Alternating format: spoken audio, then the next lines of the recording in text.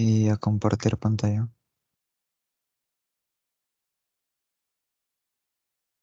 Mm,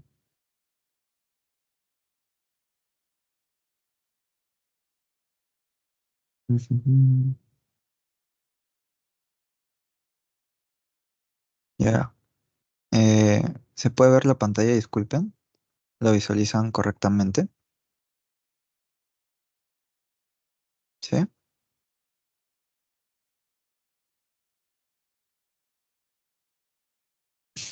Ah, en este caso, no puedo ver el chat. Si alguno es tan amable de decirme si se escucha o se puede ver.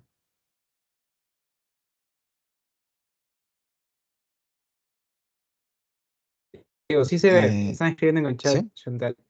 Sí se ve, sí se ve. Ya. Y chicos, de nuevo, si Ah, quieren participar, mejor por audio para que Diego los pueda escuchar, que no puede estar volviendo el chat a cada momento. ¿Sí? Gracias. ya, a ver. Bueno, primero que nada, como ya les había comentado, mi nombre es Fernando Cosme Rodríguez. Vamos a hablar respecto a lo que es la fisiopatología de COVID-19. Y bueno, primero que nada en la tabla de contenidos tenemos el siguiente índice, ¿no? Que son objetivos, saberes previos, epidemiología, factores de riesgo, patogenia, manifestaciones clínicas, diagnóstico y tratamiento, conclusiones y unas pequeñas preguntas, ¿no?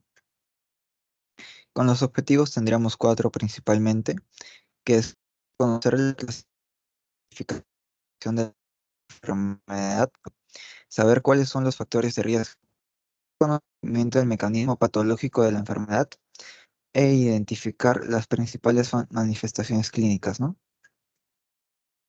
Antes, como saberes previos, desearía preguntar, ¿por qué creen que deberíamos aprender sobre el COVID-19? ¿Alguna idea o por qué esta enfermedad llegó a causar, digamos, tanta trascendencia en este tiempo? Es decir, ¿cómo es que conocemos al COVID-19 o por qué deberíamos aprender de este? ¿Tienen alguna idea sobre esto? A ver, están escribiendo, creo.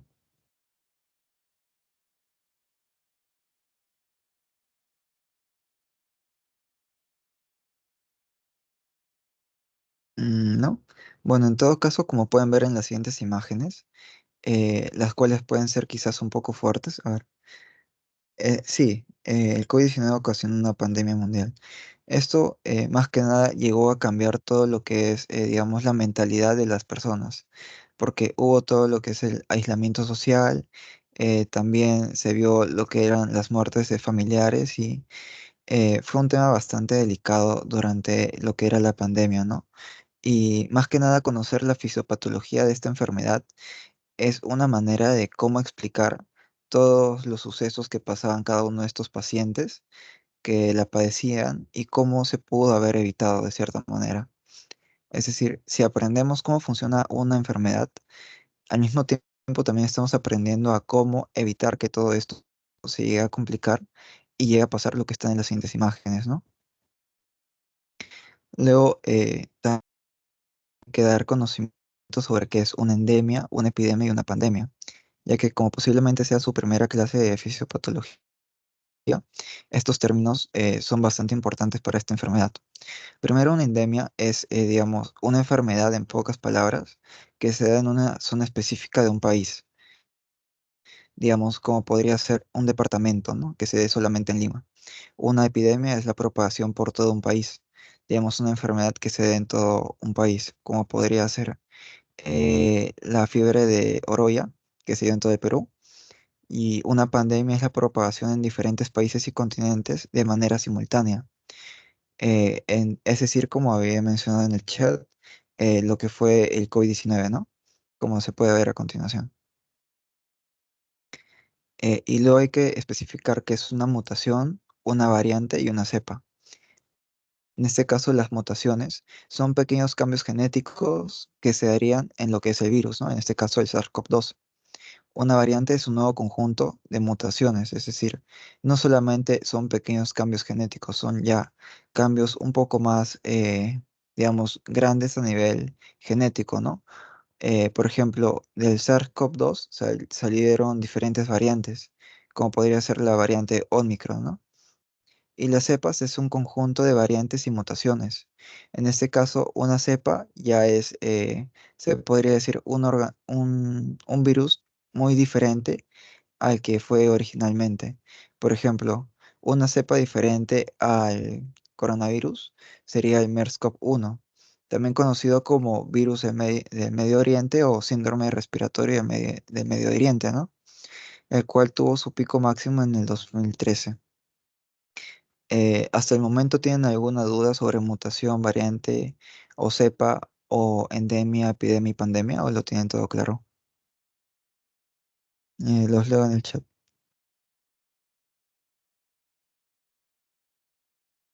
Mm, si no ¿Puedes continuamos, sí, ¿Me escuchas? sí, sí, sí, ¿Puedes sí. darme ejemplos de variantes? Ya en este caso, como ya les he mencionado, existía la variante Omicron. También existe diferentes variantes del COVID dependiendo del país. Por ejemplo, existió lo que era la variante chilena, la variante que se da en el propio Perú y la variante, digamos, en Rusia, ¿no? O en China. Estas variantes fueron mutando con el paso de los años. Sin embargo, pertenecían a la misma cepa de lo que era el SARS-CoV-2. No sé si lo tienes un poquito más claro ya. Por ejemplo, Sí, variantes está, ¿sí? sí. Ya, Mira, ya. Gracias por participar. A ver, continuando ya con un poquito más información del COVID-19. Esta es una vasculopatía inflamatoria multisistémica. En este caso, quizás este término puede ser un poquito engorroso. Sin embargo, con lo que vamos pasando en las PPTs, les voy explicando un poquito más por qué se clasifica de esta manera. Y además que el COVID-19 puede presentarse como una neumonía típica. En este caso, las neumonías pueden ser tanto atípicas como típicas. Las atípicas se darían en tres características principales, ¿no? Son causadas por virus, las personas presentan una tos seca y a veces puede haber tanto fiebre como no puede haber fiebre. En cambio, las neumonías típicas, su origen es por medio de bacterias, hay tos con flema y ocurre lo que es la fiebre, ¿no? En este caso, el COVID-19 es una neumonía atípica y es una vasculopatía inflamatoria multisistémica. Luego pasando un poquito más a lo que sería la familia del coronavirus, tendríamos este diagrama de lo que es el orden, familia, subfamilia y género, donde todo ocurre de un Nidoviridae. Luego su familia es la Coronaviridae, su subfamilia es la Coronavirinae y sus géneros tienen tanto alfa como beta. En este caso, ¿por qué les menciono esto o de qué manera les va a acabar sirviendo? En el caso de lo que son los géneros tanto alfa como beta, se han visto asociados que los coronavirus del tipo alfa suelen tener, en este caso, diagnósticos o manifestaciones clínicas leves. En cambio, los coronavirus beta, como podría ser el MERS-CoV-1 o el SARS-CoV-1, tienen, digamos, casos clínicos o manifestaciones más graves o moderadas. En este caso tendríamos otro diagrama. ¿Alguno tiene alguna idea de qué podría significar este? Tipo, pueden ver aquí una familia y diferentes animales, ¿no? Como una vaca, un gato, un perro, un gallo, un conejo. ¿Tienen una idea de qué podría significar? Sí. enfermedades zoonóticas. Exactamente. En el caso de lo que eso es el término de zoonosis, en pocas palabras, es una enfermedad donde hay tanto un agente intermediario, que serían los animales en este caso, y un hospedero definitivo, que serían las personas, en donde se desarrolla principalmente la enfermedad. En este caso, como bien sabemos, el COVID-19 es una enfermedad zoonótica, ya sea por lo que son los murciélagos y una pequeña parte de unos estudios han verificado que también los tapires que se encuentran en China tienen gran parecido genético con lo que es el virus que tuvimos en la pandemia. Luego pasando a lo que son las proteínas estructurales del SARS-CoV-2 o SARS-CoV-19, tendríamos cuatro en específico o cuatro principales. Tendríamos la proteína S, la proteína M, la proteína E y la proteína N. En este caso, cada una con los nombres de la función que posee, ¿no? La proteína S, también conocida como spike o espícula, tiene la función de reconocimiento de receptores en las células diana. Es decir, esta proteína se encarga de reconocer eh, diferentes tipos de receptores específicos para que el virus del COVID-19 se ancle a ellos y se dé su replicación. Luego la proteína M es la glicoproteína de membrana, es una proteína que define la envoltura lipídica de lo que es el virus. La E o proteína de envoltura es una proteína pequeña que se encarga del ensamblaje y liberación de este virus. Y la N es la única proteína, en este caso, de la cápside del virus, ¿no? De estas cuatro, para lo que sería la patogenia del COVID-19, tendríamos que resaltar lo que es la proteína S. Y esto se va a ver igual más adelante, ¿ya? Un poquito de paciencia. Y en esta otra imagen tendríamos los medios de transmisión del COVID. En este caso, por propia estructura del SARS-CoV-2, es un virus pequeño y pesado, lo cual cuando una persona que ya posee esta enfermedad, digamos, estornuda, eh, este virus al ser pequeño y pesado, al metro de distancia máximo, llegaría a caer al suelo. Es por eso que habían personas que en épocas de pandemia se limpiaban los zapatos con alcohol y cosas demás, ¿no? Además que este virus infectaría principalmente por lo que son las mucosas, ya sea por los ojos, por la nariz o por la boca, ¿no? También se vio que un medio de transmisión de este virus sería por medio de contacto directo o por aerosoles. Digamos que tú estás subiendo las escaleras de la universidad y tocas un barandal. Si esa persona que ha tocado el barandal, digamos, haya tenido contacto anteriormente con otra que ya fue infectada, este virus, por medio de lo que son las manos y demás, puede llegar a infectarse por medio de contacto directo. Es decir, eh, digamos que pasa un paciente o una persona que tuvo COVID y estornudó en su mano y luego al momento que subió las escaleras tocó las barandas, ¿no? Para subir, para apoyarse. Y luego pasó otra persona totalmente sana y al momento que tocó estas barandas obtuvo o contrajo lo que es el virus en sus manos. Luego que esta persona, digamos, en lo que transcurrió el día, se sobó el ojo o estaba comiendo o diferentes cosas, ahí ya hubo otro medio de transporte, ¿no? Es decir, por medio de contagio directo. ¿Alguna pregunta sobre lo que se ha explicado o lo tienen todo claro? Los leo de todas maneras, ¿sí?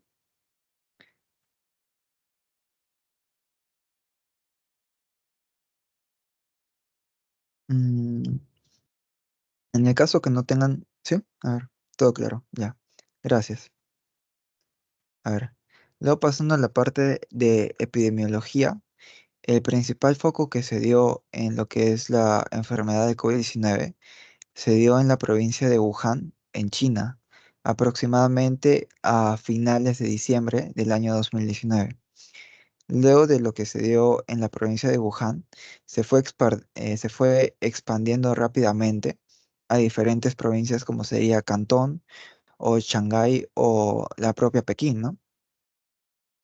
Del cual, ya hablando de casos fuera de China, ya sea por inmigración de lo que son eh, estos, digamos, individuos que nacieron en China o por el propio turismo, se contagió rápidamente a lo que es Taiwán, Japón, Corea del Sur y Tailandia. Y también en el caso de Estados Unidos, ya que se sabe que este con China tienen diferentes tratados de comercio, ¿no? De libre comercio. En este otro gráfico es algo más especializado en lo que sería la región del Perú. Como se puede ver aquí, en el año 2022 hubo el pico más alto de casos de COVID-19. En este caso se pueden estar preguntando por qué el pico más alto se da después de que hubo una vacuna. Esto principalmente porque antes, cuando no se sabía exactamente muy bien si era COVID-19 u otra enfermedad cuando una persona llega a un hospital, porque fácilmente puede haber sido una neumonía cualquiera. Eh, Algunas veces llegan al hospital y llegan hospitalizados en el peor de los casos, o en este caso no se podía dar un diagnóstico antes de que el paciente ya llegara en UCI. Por ejemplo, comparando estos dos gráficos de casos y hospitalizaciones, se puede ver que a partir del año 2021, antes y después de la segunda ola, hubieron picos o, digamos, curvas demasiado pronunciadas, ¿no? Y ya después de que se dieron las vacunaciones, como sería la Pfizer o la Oxford o la Moderna, ya los casos de hospitalización fueron disminuyendo, donde actualmente son casi mínimos, ¿no? Para ambos casos. Eh, Hablando como un dato un poco más curioso, en lo que es la etapa de vida al momento de la muerte o defunción de estos pacientes, como se puede ver a partir del año 2021, la mayoría de pacientes con COVID-19 que llegaron a fallecer, lastimosamente, eran de adultos mayores, ¿no? Siendo de 3.700 casos, lo de adultos, lo de jóvenes, adolescentes y niños. ¿Qué nos quiere dar a entender esto? De que cuanto mayor sea la edad del paciente, es mucho más probable que tanto en las manifestaciones clínicas como signos y síntomas agraven la enfermedad, llegando a estadios como lo que sería la muerte, ¿no? Es decir, si ponemos a un adulto de 70 años y un niño de, no sé, de 10 años, ¿cuál es más probable que al momento de contraer COVID-19 llegue a tener un mal padecimiento, ¿no? O sea, llegue a su defunción o a su muerte? El paciente de 70 años, ¿sí o no? Y eso se estarán preguntando por qué. Aquí entramos a lo que son los factores de riesgo que se va a explicar, más que nada el motivo por el cual cada uno de ellos agrava lo que es la enfermedad, ¿no? O de tal manera produce a que sea mucho más fácil que una persona se contagie de lo que es el SARS-CoV-2. Por ejemplo, los principales factores de riesgo serían la automedicación, la raza afroamericana, síndromes metabólicos, la edad avanzada y el sexo masculino. En este caso, con la automedicación, no sé si recuerdan cuando recién inició la pandemia, muchas personas tomaban cualquier medicamento. Algunos tomaban ivermectina, otros tomaban dexametasona, y toda esta automedicación en sí alteraba lo que era el sistema inmune del paciente. Por ejemplo, la ivermectina es un antiparasitario. Y si tenemos en cuenta que toda esta enfermedad es de origen viral, no tiene nada que ver con esto, más bien estamos alterando lo que es el sistema inmune del cuerpo. Otro sería la raza afroamericana. En este caso, como ya les había dicho al comienzo, el COVID-19 es una vasculopatía e inflamatoria multisistémica. Por la parte de vasculopatía, las personas afroamericanas, por predisposición genética, se ha visto de que tienen mayor casos de hipertensión arterial. Esto es más que nada por genes, es decir, una persona con hipertensión arterial es un factor de riesgo para que la enfermedad del COVID-19 se agrave. Luego tendríamos lo que son los síndromes metabólicos. Como dice bien su nombre, síndrome es un conjunto de diferentes enfermedades, ¿no? Como podría ser la obesidad, la diabetes, entre otros, que al fin y al cabo causan un estado de, se podría decir, de proinflamación. Y este estado crónico de proinflamación va a aumentar, digamos, o va a agravar lo que es la propia enfermedad del COVID-19. Luego tendríamos lo que es la edad avanzada. Se dio un rango mayor de 70 años y esto, como les había dicho en la otra PPT, ¿por qué? Bueno, en la edad avanzada existe un proceso o existe un evento, si se podría decir de cierta manera, que se le conoce como inmunosenescencia. Este efecto de inmunosenescencia, en pocas palabras, es cuando nuestro sistema inmune ya no funciona con la misma eficacia que lo haría hace 20 o 30 años, ¿no?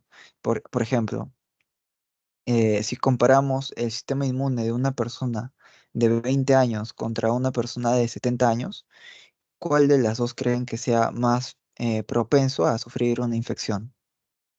La de 70 años, ¿sí o no? Porque su sistema inmune ya no funciona igual que de una persona joven. Y luego pasaríamos a lo que es el sexo masculino.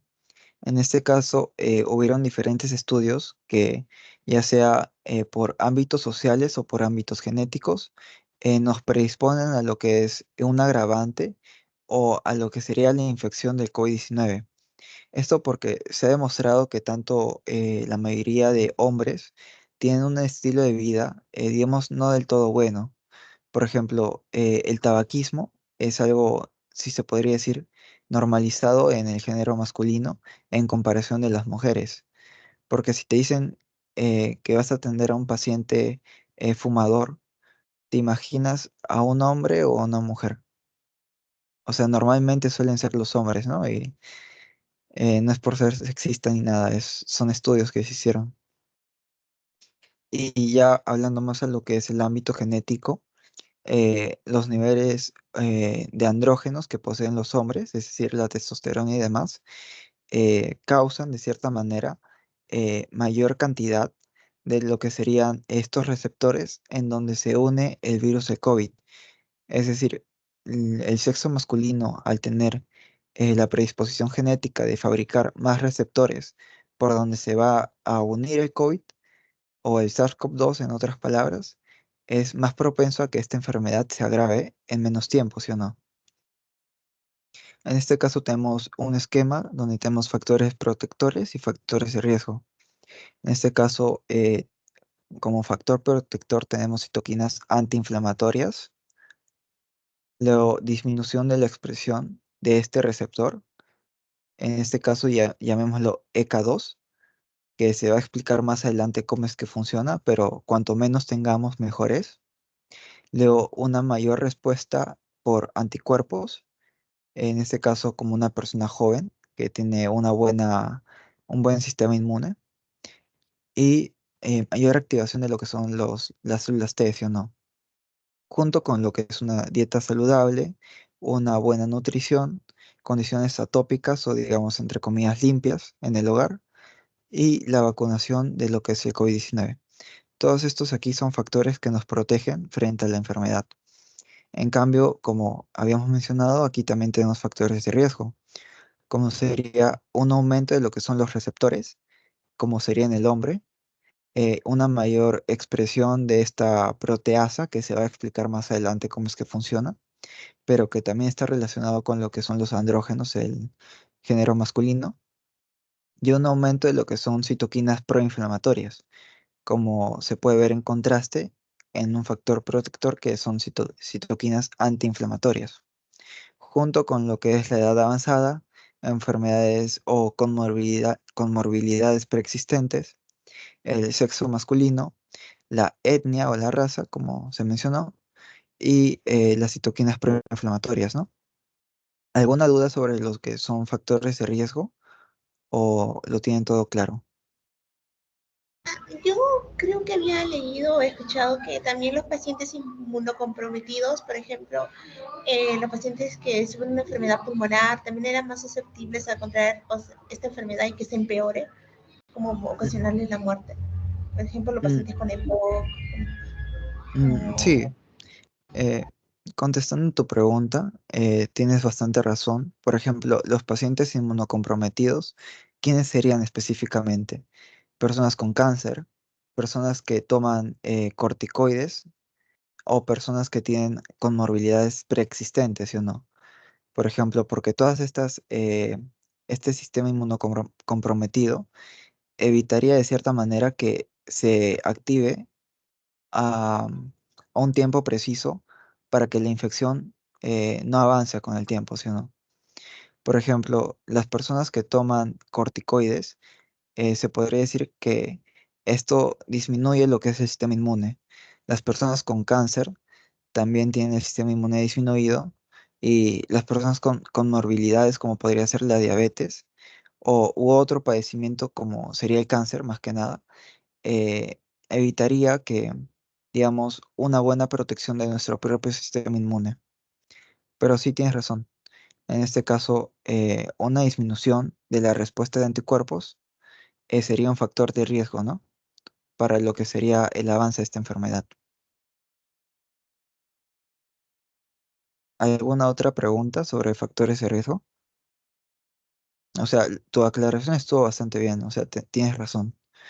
Una respuesta disminuida de los anticuerpos o de lo que es el sistema inmune sería categorizada como un factor de riesgo. O sea, lo opuesto que es el aquí.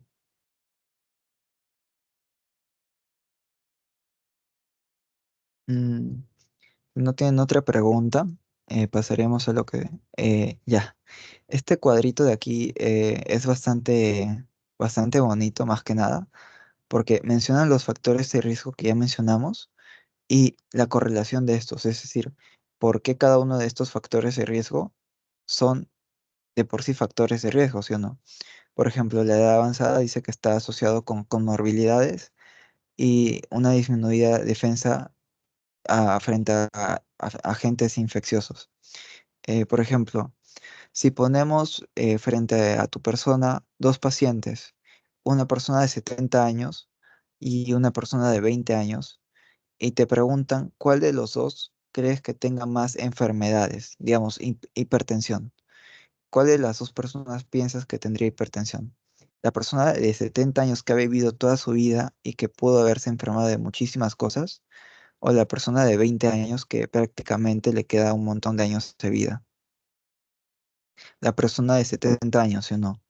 Ella sería la persona que tendría más, digamos, probabilidades o que estaría mayormente asociado a lo que son las comorbilidades, ¿sí o no? Y ahí se vería con cada una de ellas.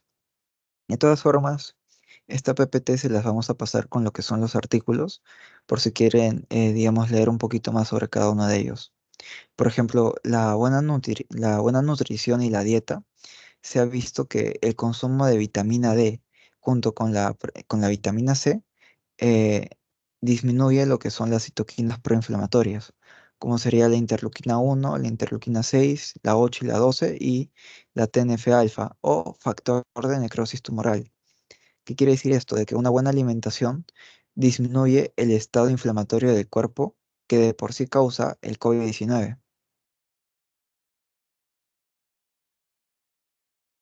También da cierta protección al epitelio respiratorio frente a invasiones patógenas, ¿sí o no?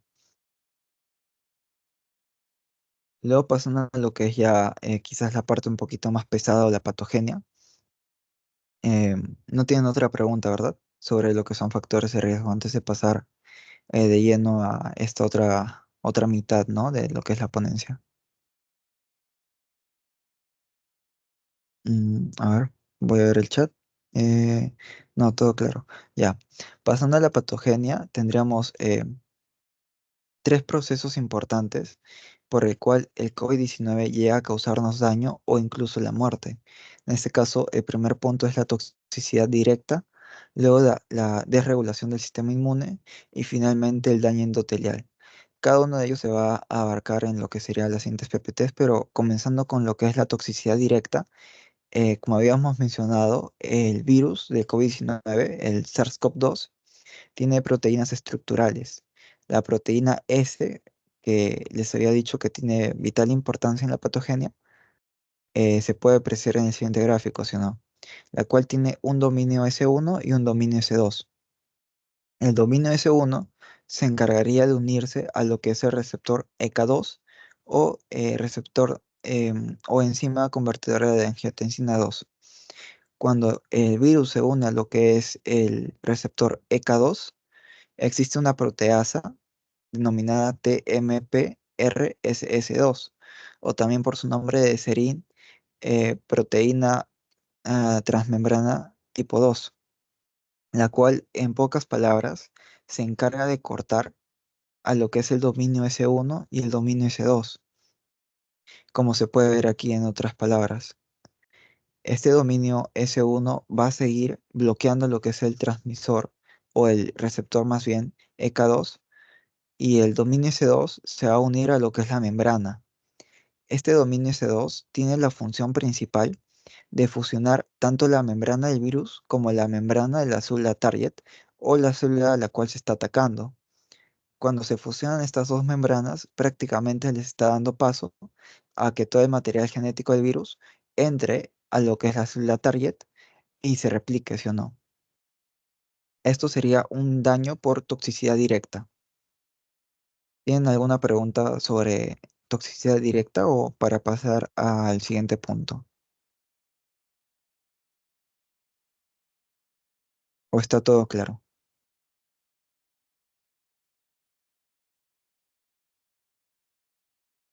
Ya, como está todo claro, vamos a pasar a lo que es la desregulación del sistema inmune. En este caso, se ha visto asociado que el SARS-CoV-2 tiene relación con lo que es el sistema renina-angiotensina-aldosterona.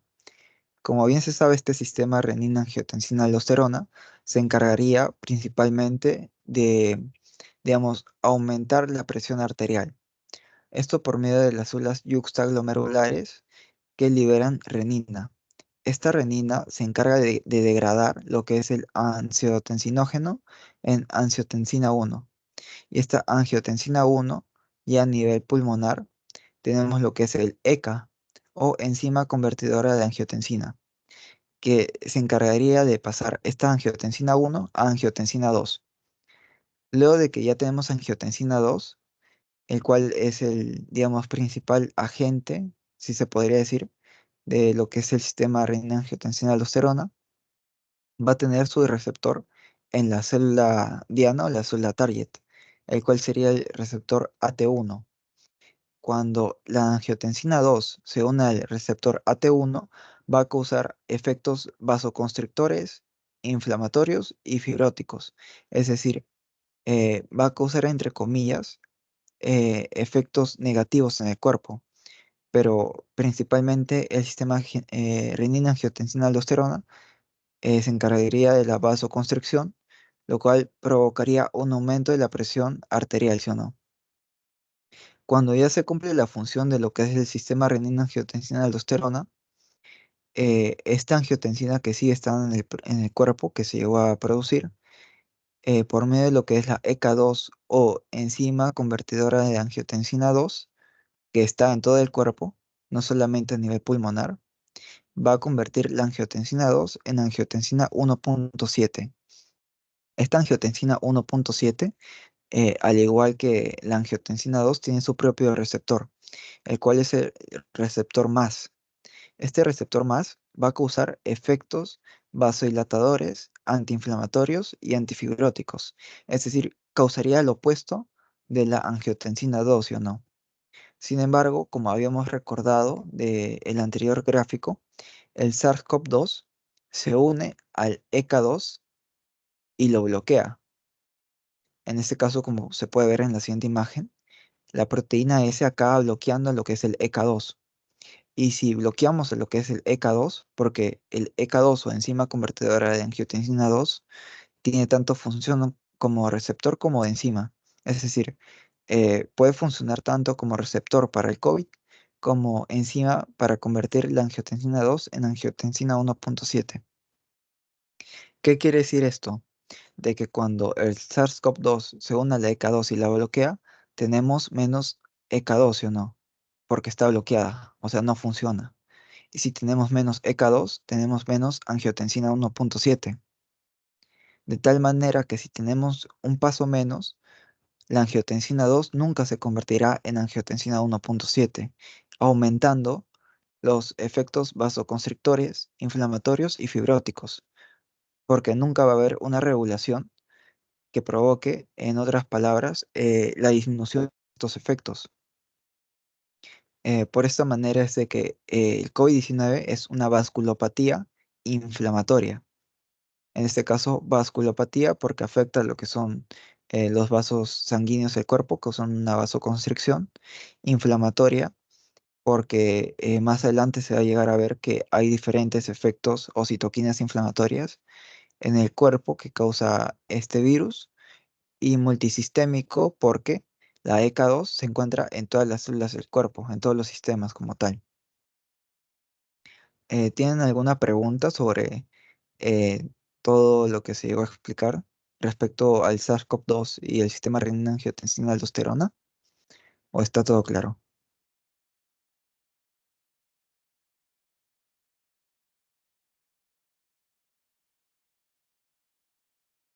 Chicos, ¿están ahí? ¿Sí? ¿Está claro ya? Bueno, ya tendríamos el primer paso, que es la toxicidad directa, y el segundo paso, que es la desregulación del sistema inmune. En este caso tendríamos el siguiente gráfico, del cual primero les tengo que dar un pequeño, digamos, paréntesis. Las personas que contrayeron lo que es el COVID-19, principalmente esta enfermedad afecta lo que son las vías respiratorias, específicamente las vías respiratorias superiores, las cuales estas vías respiratorias pueden ir migrando la enfermedad hacia lo que son los alvéolos. En esta imagen de aquí vemos un epitelio alveolar, del cual cuando, digamos, el SARS-CoV-2 se une a lo que es una célula endotelial de este epitelio, porque aquí también están lo que son los receptores ECA2, y se replica y todo lo demás, como se puede ver aquí. Imaginemos que esta es la célula endotelial del epitelio alveolar. Cuando se une y todo lo demás y se replica dentro de la célula endotelial, causa una apoptosis de esta propia célula, es decir, causa su muerte celular. Al momento que se dé su muerte celular, en lo que es el endotelio del epitelio alveolar, dejaría un espacio. En este espacio eh, sería libre para que pase tanto líquido como salga líquido.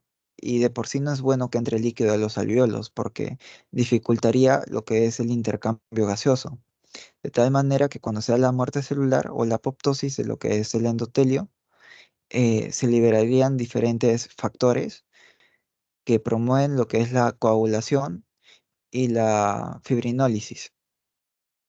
Este efecto de la coagulación va a provocar que se dé la creación de una malla de fibrina que va a taponear, entre comillas, o va a cubrir el espacio de la célula endotelial que murió, de tal manera que evitaría que entre líquido y que salga líquido.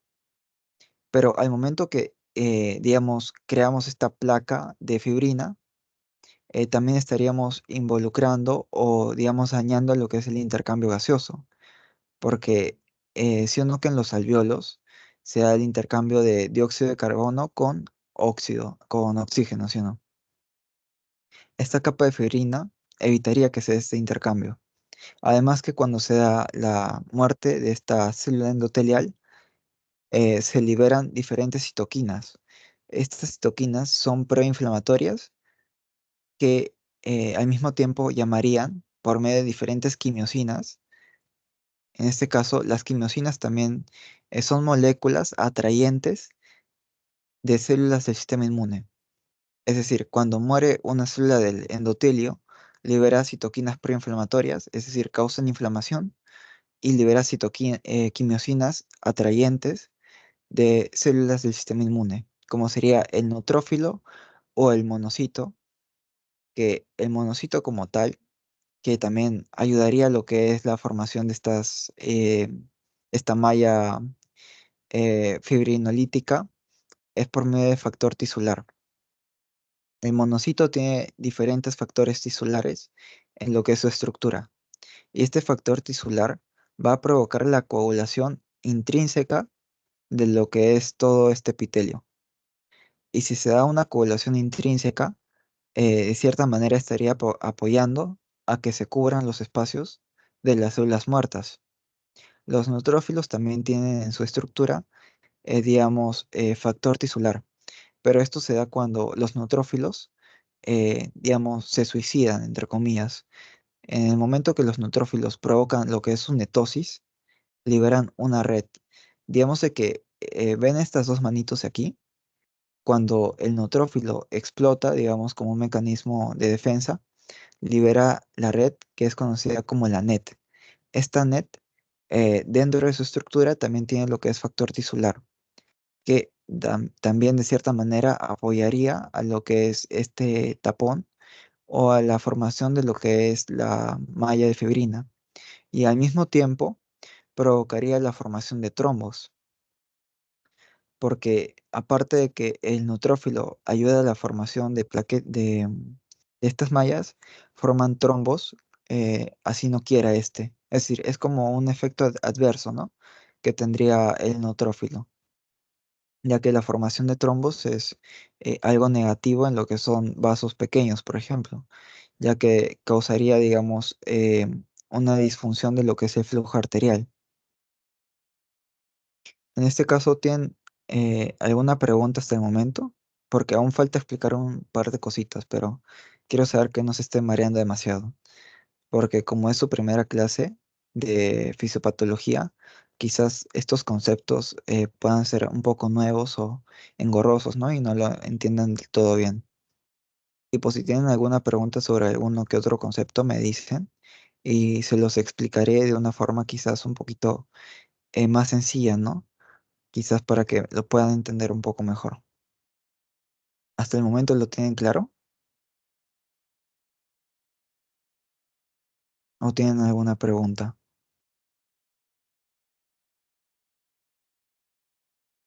Mm, parece que está claro.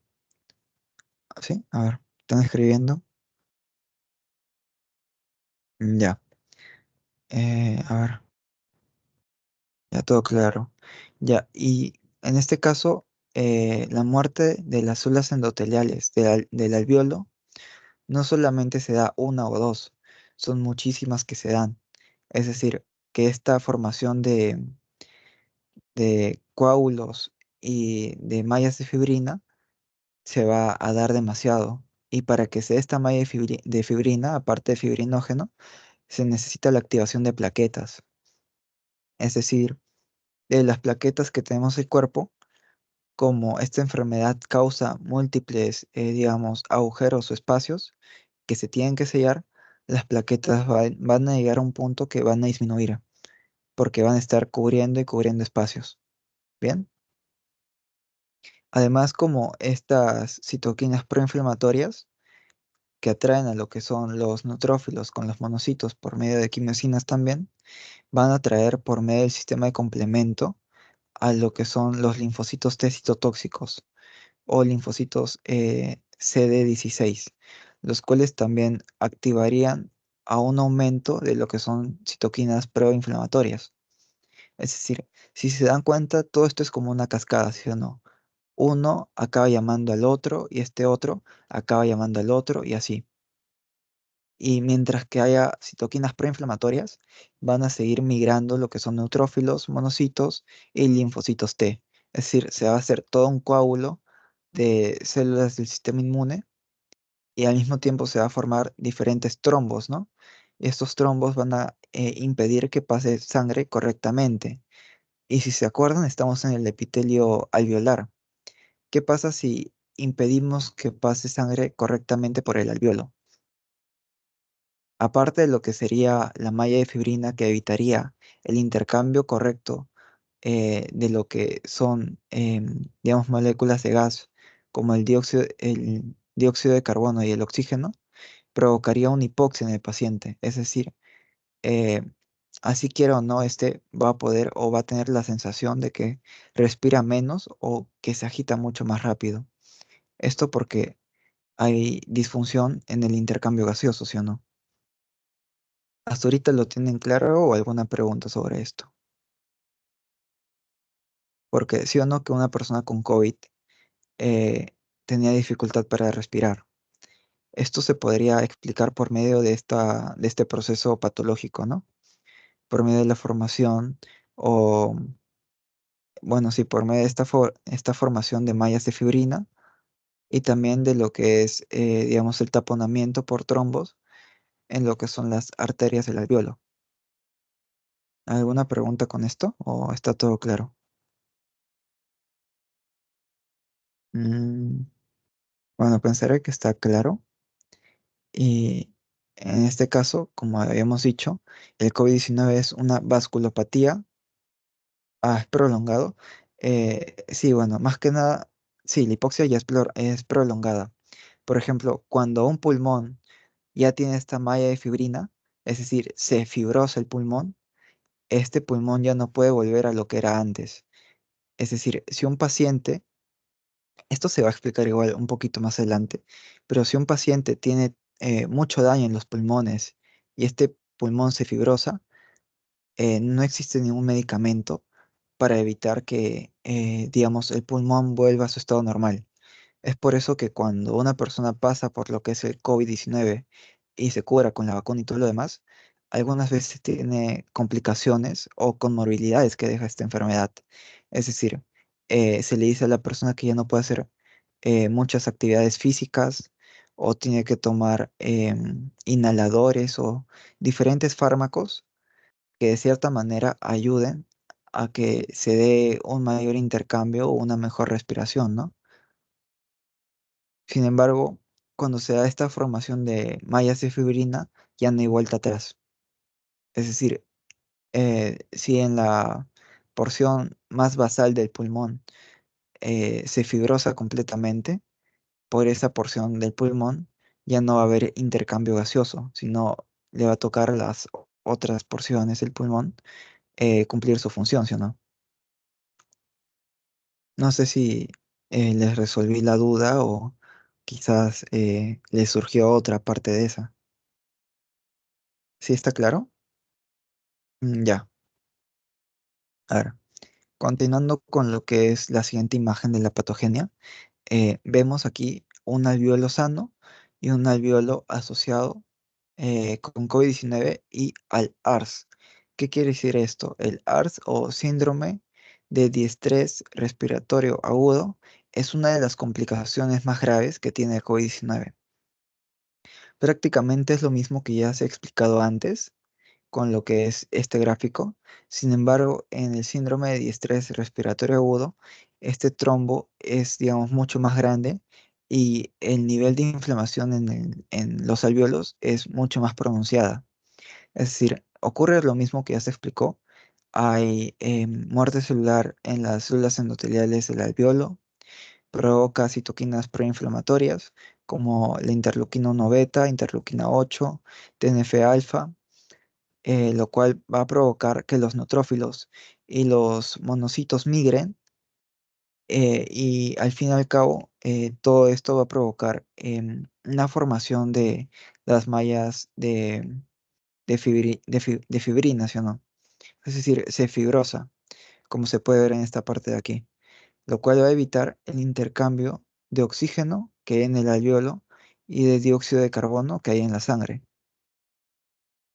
Por ejemplo, en esta parte de aquí del alvéolo que está sano, hay un intercambio gaseoso completamente normal, ¿sí o no? El CO2 y el oxígeno o O2 eh, pasa por difusión facilitado siempre al vaso sanguíneo. En cambio, cuando hay esta malla fibrótica, evitaría este pasaje fácil, ¿sí o no?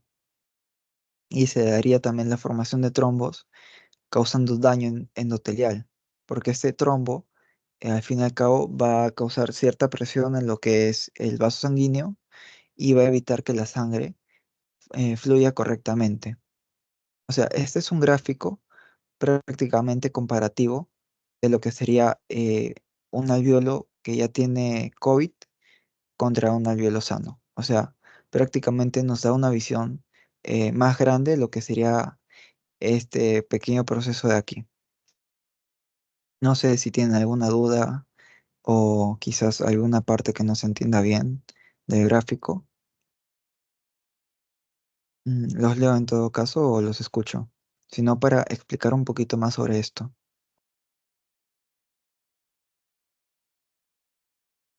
¿Todo claro? Ya. En este caso voy a pensar que está todo claro y pasando estos tres puntos, se piensa en este caso que el COVID-19 puede causar trombosis venosa. Esto porque principalmente, como se llegó a explicar, hay un flujo sanguíneo normal, esto por lo que es el trombo, hay lesión en el endotelio, esto por la muerte de lo que serían las células endoteliales, y hay un estado de hipercoagulabilidad. ¿Qué quiere decir hipercoagulabilidad? Es decir, hay mayor actividad de lo que es la coagulación, ¿no? Por ejemplo, como les expliqué anteriormente, cuando hay necrosis o, bueno, más que nada apoptosis de lo que son las células endoteliales, provocan la coagulación por medio de la vía intrínseca, ¿no? Formando esta capa de fibrina.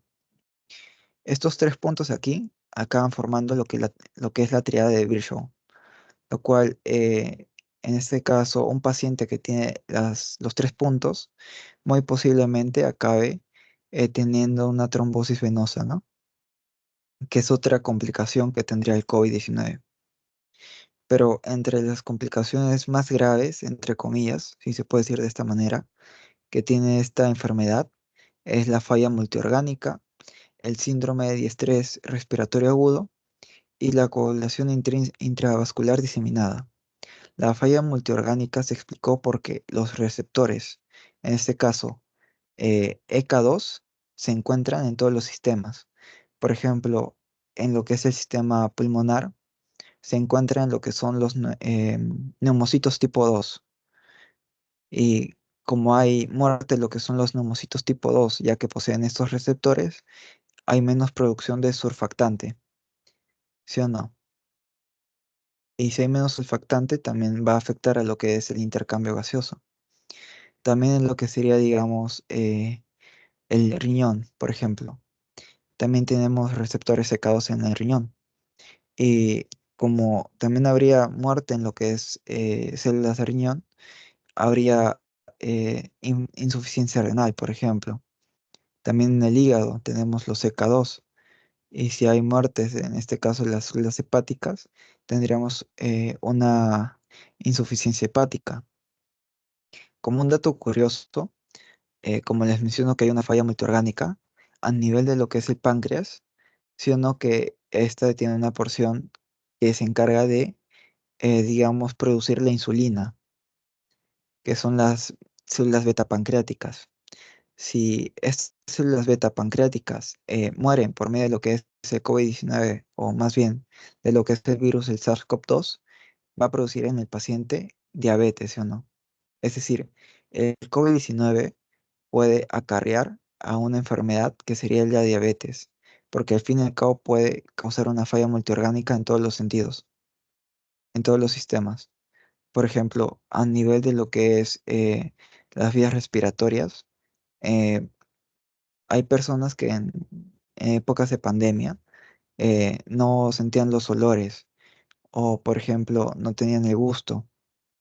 Esto se da más que nada porque estas células especializadas de sentir los olores y el gusto poseían lo que es el ECA2 y al momento que el SARS-CoV-2 destruye estas células, digamos, receptoras de estos estímulos, ya sea del olfato y del gusto, provocaría lo que es la anosmia, por ejemplo, que es la pérdida de sensación del olfato.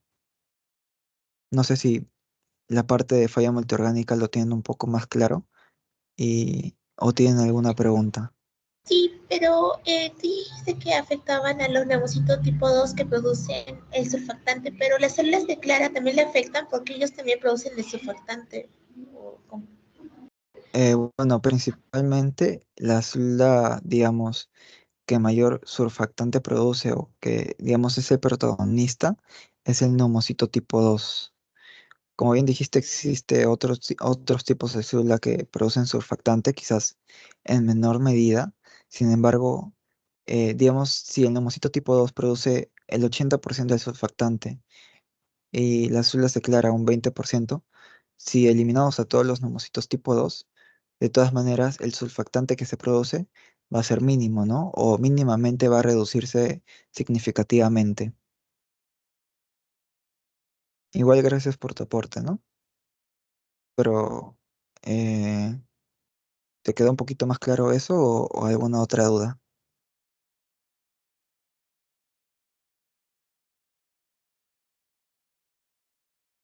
Ya. Y quizás ya explicamos lo que es el síndrome de diestrés respiratorio agudo y la parte de la coagulación intravascular diseminada. también conocida por sus siglas de CID, que es CID. En este caso consiste en la formación de estos trombos que al fin y al cabo van a acabar moviéndose o se van a acabar rompiendo y se van a formar nuevamente. Es decir, la formación múltiple de diferentes trombos va a provocar lo que es la coagulación intravascular diseminada, que al fin y al cabo también es una complicación de lo que es el COVID-19, porque va a disminuir lo que son las plaquetas, también la fibrina y todo lo demás. Luego tendremos el paso de lo que son manifestaciones clínicas. En este caso tendremos lo que son marcadores bioquímicos, microscópicos y macroscópicos. Lo que serían bioquímicos, tenemos un aumento de lo que son citoquinas proinflamatorias. A nivel renal, aumento de lo que es la creatinina. En este caso, la creatinina es, digamos, una molécula de desecho que cuando está elevada nos da a entender que el riñón tiene algún tipo de daño de noxa. Es decir, cuando hay un aumento grande de creatinina, puede dar a entender que hay una insuficiencia renal. Y esto se da más que nada por lo que es la falla multiorgánica, ¿no? Que se iba a explicar. También a nivel pulmonar hay disminución de lo que es el sulfactante, porque como les mencioné, hay muerte de lo que son los neumocitos tipo 2, como se puede ver aquí. Y a nivel hepático hay aumento de lo que es la TGO, la TGP y el fibrinógeno. Tanto la TGO como la TGP es como la creatinina. Un aumento de estos dos provocaría un daño a nivel hepático o a nivel del hígado. Y el fibrinógeno sería un aumento de esto porque necesitamos, en este caso, producir estas mallas de fibrina para que no se dé el paso de lo que es el líquido a los alvéolos. Por eso va a producir más fibrinógeno del hígado para que éste se encargue de provocar esta malla, ¿no? Que es como que una manera que el cuerpo intenta, digamos, que no haya tanto daño. O sea, es como que una forma de solucionar o de solución que tiene el cuerpo, sin embargo, no es del todo efectiva. También tenemos un aumento del dímero D y de la anemia. En este caso, el dímero D es, digamos, un marcador que se libera cuando esta fibrina que está en los trombos pasa a todo lo que es el torrente sanguíneo. Es decir, cuando la fibrina o estos depósitos de fibrina pasan a través de lo que son los vasos, también provocaría con esto diferentes marcadores que serían como el dímero D, que estarían aumentados, ¿no? También provocaría lo que es la anemia. En este caso, se ha visto que el COVID-19 provocaría, digamos, una disfunción de lo que es la médula ósea. Esta médula ósea se encarga de producir lo que es la eritropoyetina. Y esta eritropoyetina provocaría la aparición, o digamos más bien, bueno, digamos aparición en términos simples de lo que son los glóbulos rojos. Y si disminuimos la aparición o la producción de glóbulos rojos, habría una anemia, si no, o provocaría la anemia. Luego, lo que son manifestaciones microscópicas, tendríamos a los leucocitos, a los linfocitos, a un trasudado en el espacio perialveolar, que es como se mencionó aquí. Esta malla de fibrina se da porque hay líquido que quiere pasar a lo que es el alveolo. En este caso, existen dos tipos de, digamos, líquidos, entre comillas, en términos simples, porque su nombre real o su nombre médico serían, digamos, patrones de consolidación. Estos patrones de consolidación pueden ser tanto por líquidos exudados como por líquidos trasudados. El líquido exudado en comparación del líquido trasudado es que el líquido exudado tiene tanto proteínas como también lo que son citoquinas proinflamatorias. Es decir, en el líquido exudado hay una inflamación y en el líquido trasudado solamente hay proteínas. Por ejemplo, en el espacio perialveolar, antes de que se pase a este, digamos, alveolo que tiene adentro un montón de citoquinas proinflamatorias, solamente posee proteínas, ¿no? Sin más. Cuando ya llega a pasar, ya se convierte en un líquido exudado. Luego tenemos lo que es la plaquetopenia, como se había mencionado en el primer gráfico. Cuando se da la formación de lo que es esta malla en la coagulación, también se necesita lo que son plaquetas. Como se da en múltiples sitios, las plaquetas va a llegar a un punto que van a disminuir, formando o causando lo que es la plaquetopenia, ¿sí o no? Y los linfocitos CD8 y CD4. Estos son otros linfocitos que también, aparte de los linfocitos CD16, provocaría la aparición de lo que son citoquinas proinflamatorias. Es decir, todos los linfocitos que van a llegar a aparecer en el COVID, lo único que van a causar es aumento en la inflamación, en pocas palabras. Luego tendríamos lo que son los cambios macroscópicos, que sería el líquido perialveolar, que es en el caso de puntos de unión donde no se llegaría a formar la malla de fibrina a tiempo, en otras palabras. Un patrón de vidrio esmerilado. Este patrón se va a ver más adelante, pero dándoles un pequeño, digamos, spoiler en pocas palabras. Este se provoca por la cicatrización o, digamos, en otras palabras, la formación de estas mallas de fibrina en el pulmón, provocando un patrón visual en lo que es un ataque o también tomografía computarizada. Luego tendríamos lo que es el síndrome de distrés respiratorio agudo, que ya se explicó anteriormente, y la falla multiorgánica, ¿no? En este caso, ¿tienen alguna pregunta sobre las manifestaciones clínicas? E igual, esto de lo que es el patrón y demás, con otras manifestaciones se van a explicar más adelante, ¿ya? Pero les quería hacer esta pregunta, si tienen alguna consulta o algo que no les quedó del todo claro, ¿no? O todo está bien. Los leo en todo caso. A ver, ¿todo claro? Ya. A ver. Pasando a lo que les había mencionado sobre patrón de vidrio esmerilado, en este caso tenemos dos imágenes tomadas por un TAC o una tomografía de alta, una tomografía computarizada. En este caso tenemos una vista basal de lo que son los pulmones y aquí tenemos una vista anterior de lo que son los pulmones. En este caso pueden ver que hay con el cursor diferentes, se podría decir, manchas blancas en comparación de todo lo que es el pulmón que está de color gris. Estas manchas blancas, como se pueden ver en ambas imágenes, también conocidas por imágenes hiperdensas, ya que estamos en un ataque, es el patrón de vidrio esmerilado.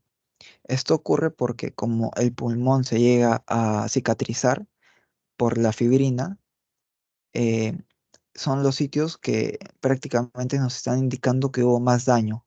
Es decir, si podemos calcular el porcentaje de imágenes hiperdensas en cada uno de estos pulmones y decimos que aquí hubo un 60% de imagen hiperdensa y aquí un 80% de imagen hiperdensa, se puede decir que en este pulmón hubo más daño que el otro, porque está más cicatrizado. Y como les había mencionado, cuando un pulmón se cicatriza, ya no hay vuelta atrás. En el caso de lo que es la cicatrización, evitaría el intercambio gaseoso. Es decir, si este tiene, digamos, una disfunción del 30% y este del 20%, este pulmón de aquí, que es el pulmón izquierdo, porque se invierte al final cuando lo ves, tendría que hacer mayor esfuerzo al momento de hacer el intercambio gaseoso, ¿sí o no?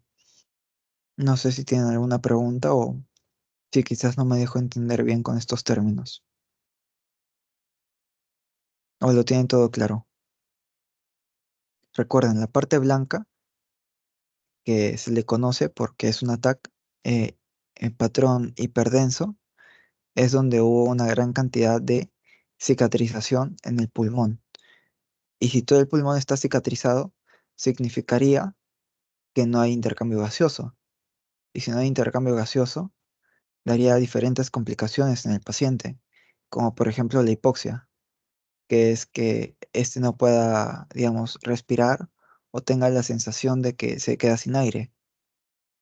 En cambio, si un pulmón normal no tendría ninguna de estas cicatrizaciones, más bien estaría totalmente gris o negrito, ¿no?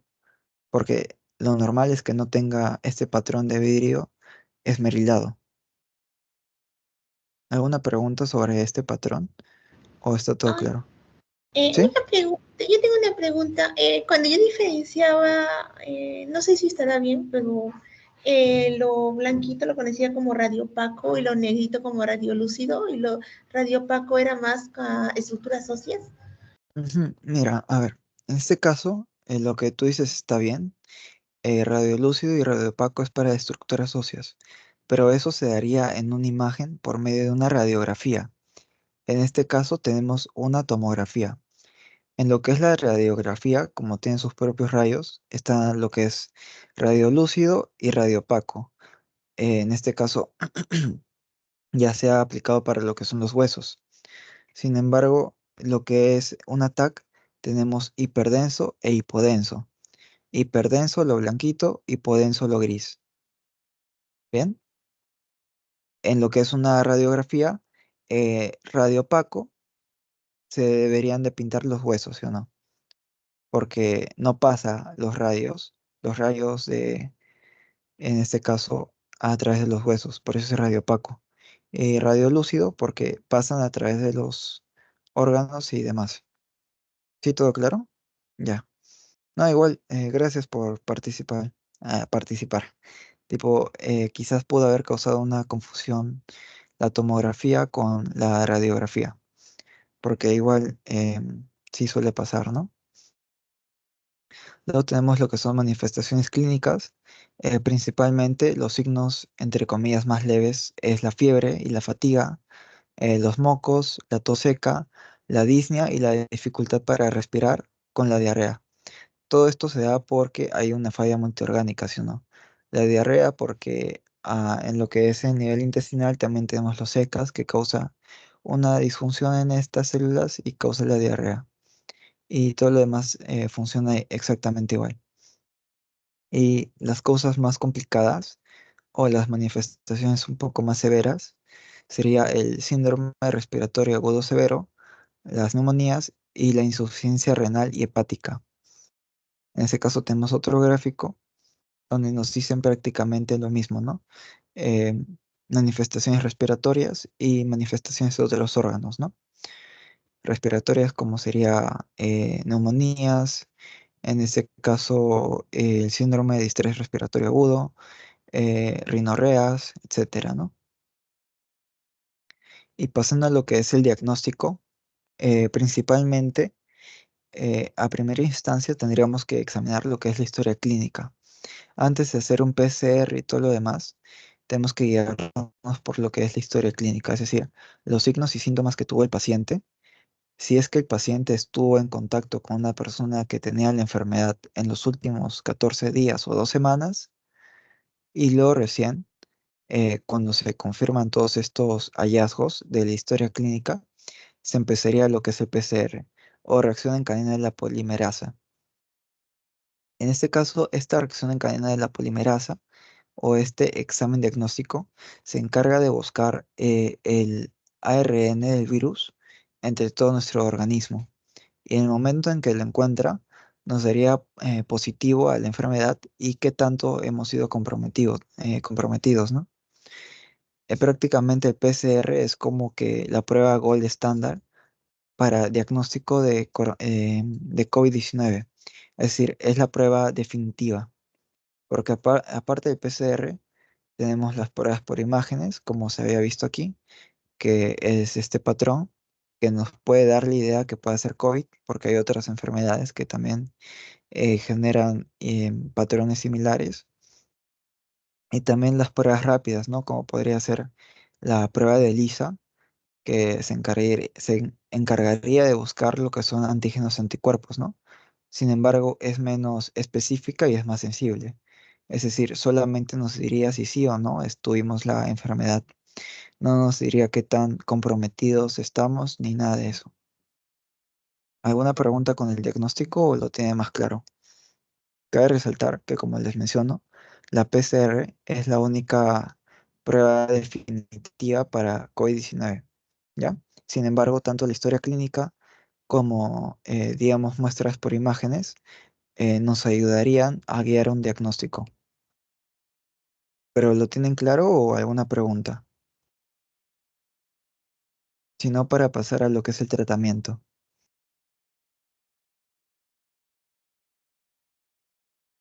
Mm, no, creo que está todo claro, ¿ya? Sí.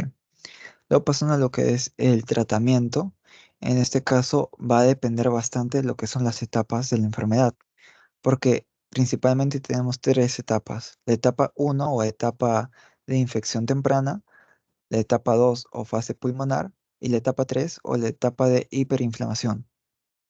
En este caso, al comienzo de esta etapa, que va del primer día hasta el séptimo día de infección, solamente se puede recomendar lo que son antivirales, es decir, medicamentos que de cierta manera evitan o provoquen que seamos menos fáciles de ser infectados por virus, ¿no? Luego seguiremos a lo que es la fase 2 o etapa 2, en donde estos antivirales solamente se pueden dar hasta que el paciente no presente hipoxia. Es decir, cuando el paciente ya presenta hipoxia, ya es un tratamiento diferente. ¿Esto por qué? Porque, bueno, en la etapa 2 o fase pulmonar se divide en 2A y 2B. Los pacientes que tienen hipoxia, es decir, que no respiran correctamente, y los pacientes que no presentan hipoxia. Con un paciente ya presenta hipoxia, tenemos que darle antiinflamatorios, es decir, tenemos que reducir lo que es la inflamación del cuerpo y tenemos que darle corticoides. Al comienzo no se le da corticoides. ¿Por qué? Porque, como habíamos dicho, los corticoides se encargan de disminuir el sistema inmune. Y si le damos corticoides al comienzo, en este caso seríamos mucho más fáciles de, digamos, invadir por medio del virus. Es decir, seríamos más propensos a tener la enfermedad porque nuestro sistema inmune está bajo. Sin embargo, cuando ya tenemos hipoxia, estamos casi a nada de llegar a una hiperinflamación, donde hay una tormenta de citoquinas. Esta tormenta de citoquinas, en este caso proinflamatorias, cabe resaltar que su principal función, en este caso, es tener siempre un estado inflamatorio. Por eso se llama así, etapa hiperinflamatoria. Si le damos corticoides, disminuimos el sistema inmune, y si disminuimos el sistema inmune, no se daría lo que es la tormenta de citoquinas. Y si no se da la tormenta de citoquinas, el paciente no entra en falla multiorgánica. ¿Qué quiere decir esto? Que los corticoides solamente son recomendados cuando el paciente ya no respira correctamente o cuando ya tenga una tormenta de citoquinas. Porque en este caso se estarán preguntando, pero los corticoides bajan el sistema inmune, o sea, la acción del virus va a potenciarse o algo así. Pero si lo ponemos en una balanza, es mejor que la acción del virus, entre comillas, se potencie a que el paciente llegue a morir. Porque si dejamos todo tal cual y le seguimos dando antivirales en una tormenta de citoquinas, el paciente llegará a una falla multiorgánica y acabará muriendo en los pocos días. En cambio, si les damos corticoides en la última etapa, podría, digamos, no curar, pero nos daría un poco más de tiempo para que el paciente, digamos, se ponga lo que es la vacuna y demás. ¿Alguna pregunta sobre esto o lo tienen claro sobre cómo es el tratamiento al comienzo? Igual falta dar un poquito de otros datos, sin embargo, quiero que esto lo tengan bien, ¿no? Lo tengan preciso. ¿Alguna pregunta sobre lo que son las diferentes etapas y por qué al comienzo se les da antivirales y no corticoides? ¿O está todo claro?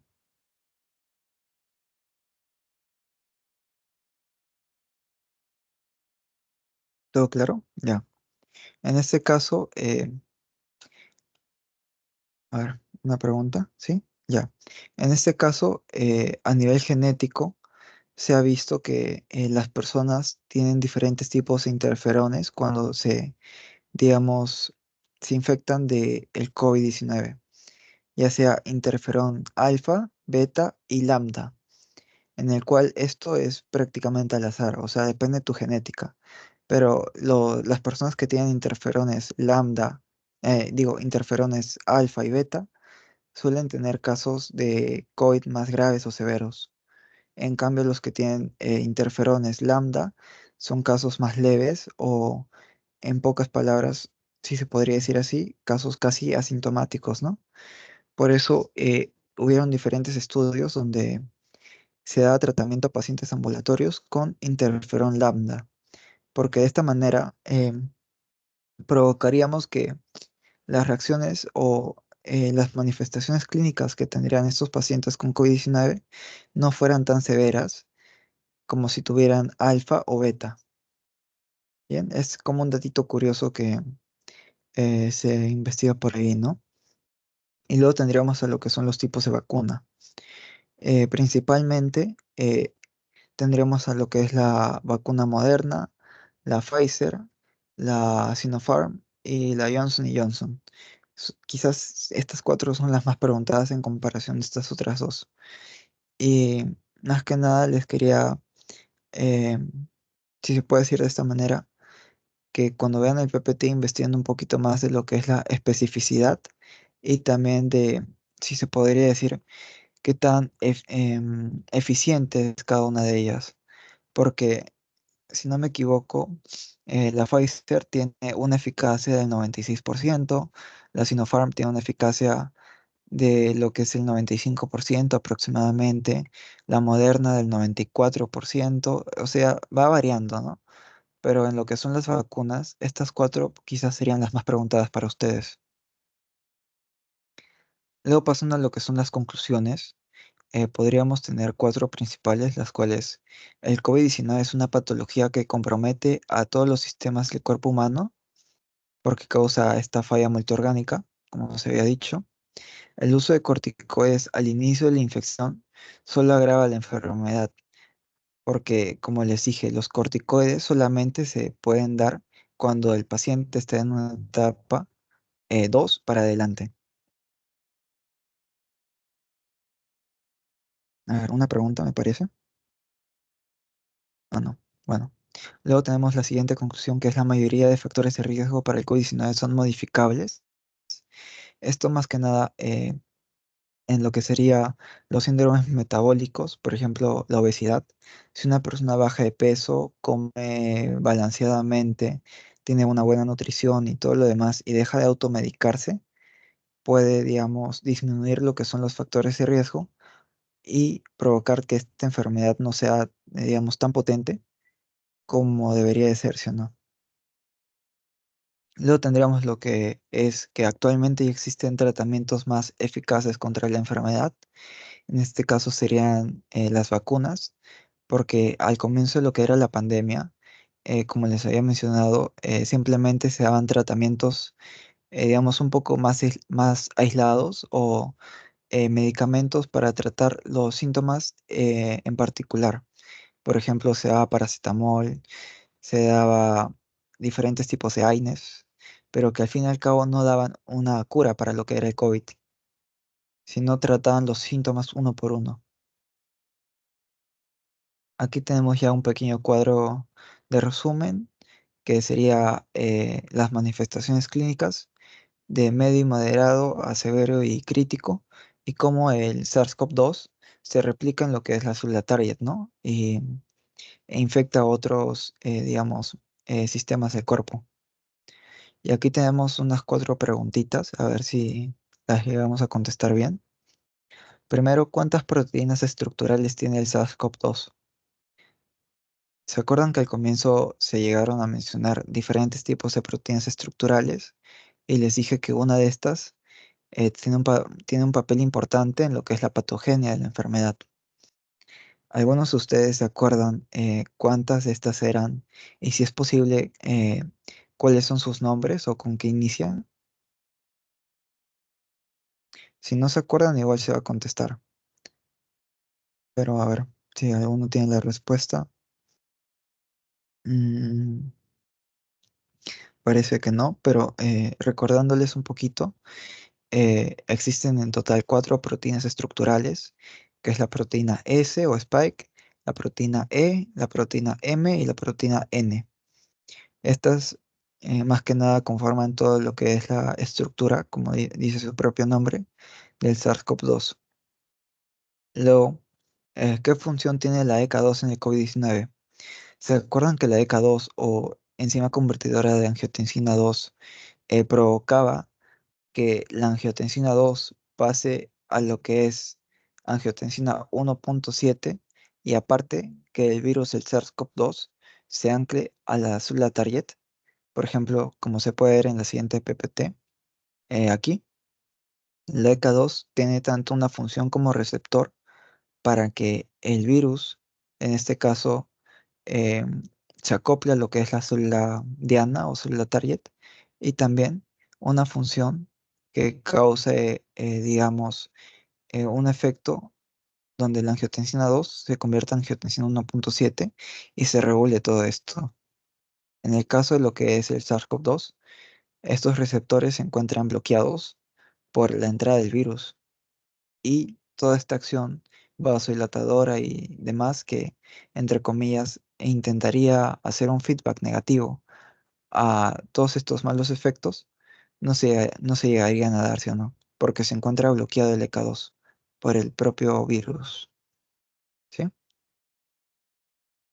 Luego la otra es cómo se genera el síndrome de distrés respiratorio agudo en el COVID.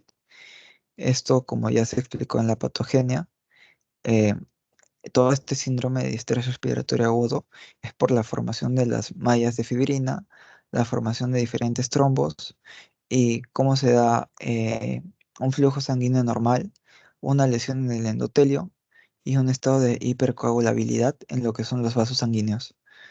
Todo esto de aquí acabaría formando lo que es el síndrome de distrés respiratorio agudo. Bien, y la última pregunta es, ¿por qué se presentaría casos de plaquetopenia? Como ya se había mencionado anteriormente, para formar, en este caso, lo que son estas mallas de fibrina por medio de la coagulación, se necesitan lo que son plaquetas. Y como son muchos, pero muchos puntos alrededor de lo que son los alvéolos, ya llegará un momento en que las plaquetas van a disminuir demasiado, causando esta plaquetopenia, ¿no? Y bueno, estas serían las preguntas. Igual les dejo las fuentes bibliográficas de donde se sacaron toda la información para esta ponencia. Y bueno, chicos, no sé si tienen alguna pregunta o está todo claro o no sé. ¿Comentarios?